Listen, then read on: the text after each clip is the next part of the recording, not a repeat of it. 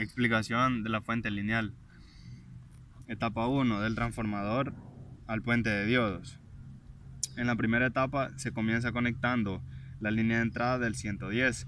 Para este caso, este jumper va a simular las entradas que irían al positivo y al negativo.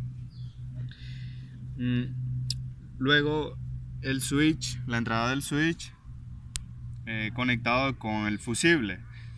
El fusible va conectado con una línea del transformador y la otra sale directamente hacia una línea de los 110, que sería esta.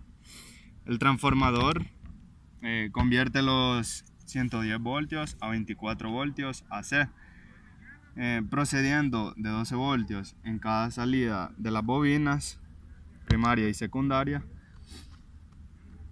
Luego de la salida de la bobina secundaria, que en este caso serían estas dos, una se conecta a la entrada alterna del puente de diodo, esa parte de aquí, y la otra de la misma manera, produciendo así la salida positiva y negativa, que en este caso ya saldría en esta parte de aquí en corriente directa.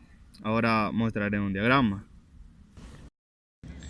Ahora procederé a explicar cómo funciona el puente diodo.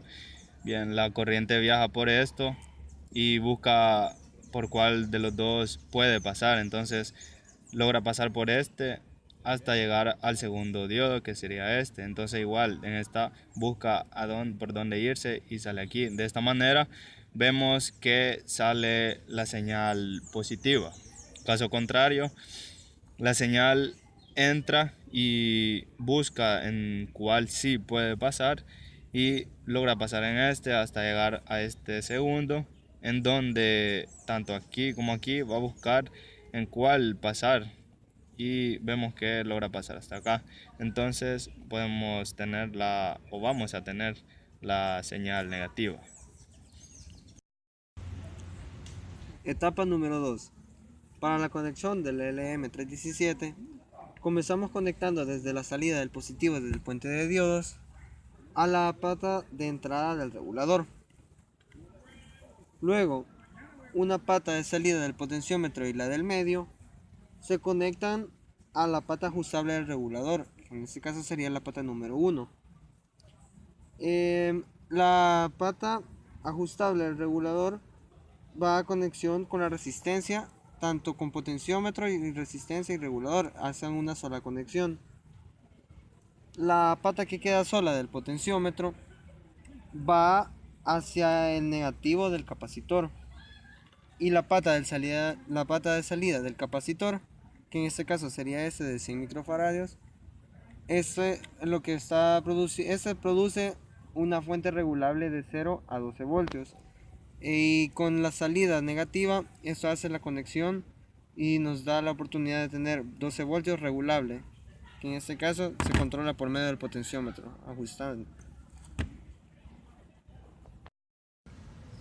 Etapa número 3. Conexión del regulador de voltaje 7805.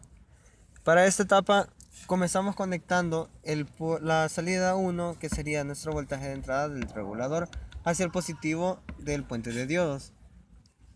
De la misma salida va conectado el capacitor y su entrada negativa sale directamente conectando a la pata número 3, en este caso sería el GND.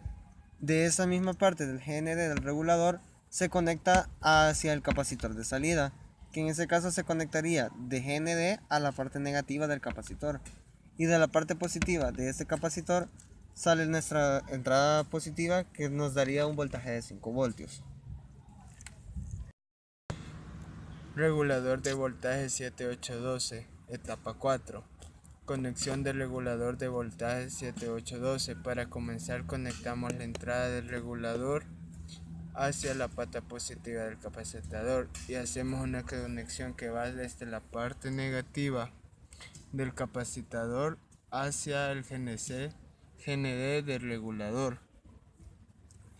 Y desde el GND del regulador hacemos una conexión desde el mismo punto hacia la pata negativa del capacitor de salida, y desde el pin de voltaje de salida del regulador hacemos la conexión desde ese punto hacia la pata positiva del capacitor de salida, y desde ese punto sale nuestra salida de 12 voltios positiva.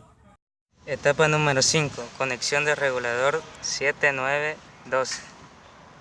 Para comenzar hacemos la conexión del tap central